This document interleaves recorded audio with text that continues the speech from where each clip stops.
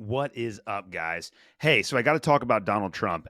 He was obviously recently elected, and I do think that a large part of that has to do with the fact that there were millions of libertarians, literally millions of libertarians, that chose not to vote for the libertarian candidate, but instead throw their weight behind Donald Trump. And I think that this was a part of the libertarian strategy this time around. Trump visited the LNC back over the summertime. He made a lot of promises and concessions to the Libertarian Party, and Angela McArdle, the chair of the LP, has cultivated a pretty healthy relationship with Donald Trump. So I think that there's actually an opportunity for libertarians to leverage some concessions out of Trump. But can we learn to actually trust him? Because the problem with Trump the first time around is that he made so many promises that he did not follow through on. So, really quick, I wanted to go over a couple of reasons why I think we could learn to trust Donald Trump if he actually follows through on his promises. The very first is that he has to promise us and actually follow through on it that he will not have any neocons in his cabinet or appointed anywhere at all.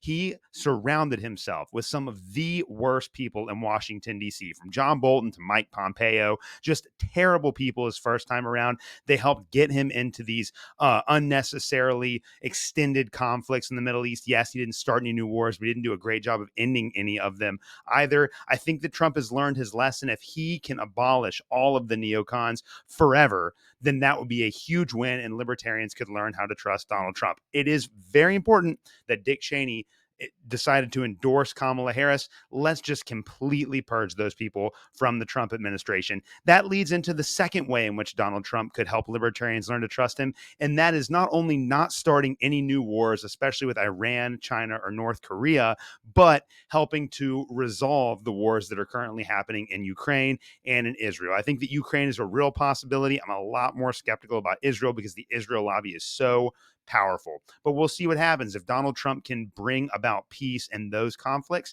then I think that libertarians have a really great opportunity and that we could learn to trust him through that. Donald Trump, in his first presidency, very commendably decided he was going to talk to the leaders of North Korea and Russia and China. And I think we need more of that in this administration, not less.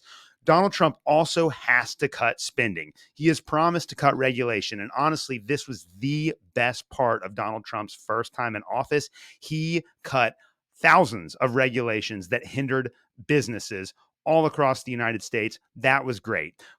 But he did not reduce government spending. So we got more debt and more deficit. We can't have that. We actually need to see Donald Trump cut spending this time around. He has this proposal to replace the income tax with tariffs. I'm of mixed mind on both of those. I can see the merits to doing that.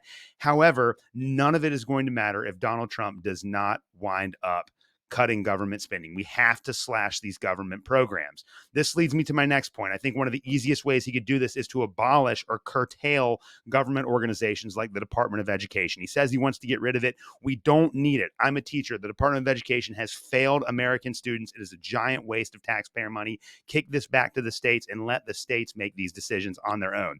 I promised that if Donald Trump actually abolished the Department of Education, that I would purchase a MAGA hat and wear it on an LCI live stream. So let's hope that he actually does it. There are so many bloated government organizations. He could appoint anyone that he wants to lead them. We need to cut back the power of the organizations, obviously the intelligence organizations like the CIA and the DoD. We need to cut back on the FBI, but we also need to start reining in the power of organizations like the FDA and the Department of Agriculture. If Donald Trump can do that, that would be a huge win, and that would allow libertarians like me to actually put more trust in him. We have to actually curb the power of the government. Every Republican promises that they're going to limit government. None of them actually do it. Let's make it happen this time. He also needs to free Ross Ulbricht. He promised that he was going to free him. And not only should he free Ross Ulbricht on day one, but he also needs to pardon Edward Snowden. He needs to pardon Chelsea Manning, and he needs to give a full pardon to Julian Assange. All of the heroes that exposed the lies of the American war propaganda during the war on terror, every single one of them should walk free. If he does that as a libertarian, I will put more trust in Donald Trump.